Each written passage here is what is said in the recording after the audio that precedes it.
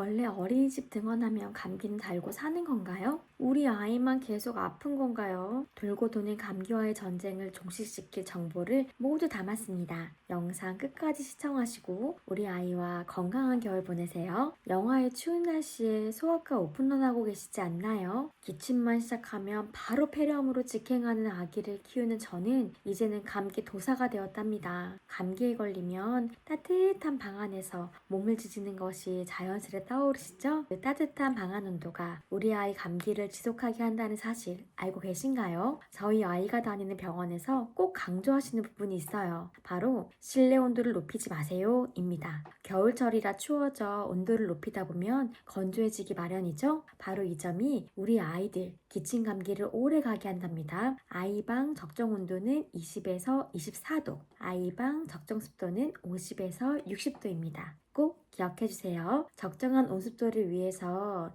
가습기 사용은 필수적인데요. 가습기는 깨끗하게 관리하며 사용하는 것이 중요하지요. 그래서 저는 관리가 쉬운 두 가지 제품을 사용하고 있어요. 가열식 가습기는 공기를 따뜻하게 데워주고 습도도 금방 올라 겨울철 잠자는 방에서 주로 사용해요. 에어워셔는 공기청정 기능도 있어 연중 내내 거실에서 사용하고 있답니다. 이렇게 환경적인 요소를 관리해주면 기침 감기 증상이 빠르게 호전될 수 있어요. 하지만 애초에 걸리지 않는 게 제일 좋겠죠? 그러기 위해서는 평소 면역력 관리가 매우 중요합니다. 앞서 말씀드린 것처럼 폐렴을 달고 살았던 기관지가 약한 아기의 면역력을 위해 다양한 제품들을 먹여보았어요. 어른들의 조언으로 직접 끓인 꿀배즙도 먹여보았지만 들인 정성에 비해 잘 먹지도 않고 장거리 출퇴근 중인 바쁜 워킹맘으로 매일 직접 만들어 먹이는 것도 한계가 있었답니다. 그래서 많이들 들어보셨을 곰보배추즙, 도라지 엑기스 등등 그 유명한 소화 한약도 수백만 원씩 들어가며 먹여보았어요. 다양한 제품들을 바꾸어가며 먹여보다 보니 가장 중요한 것은 간단하고 꾸준히 먹일 수 있어야 도움이 된다는 것이었어요.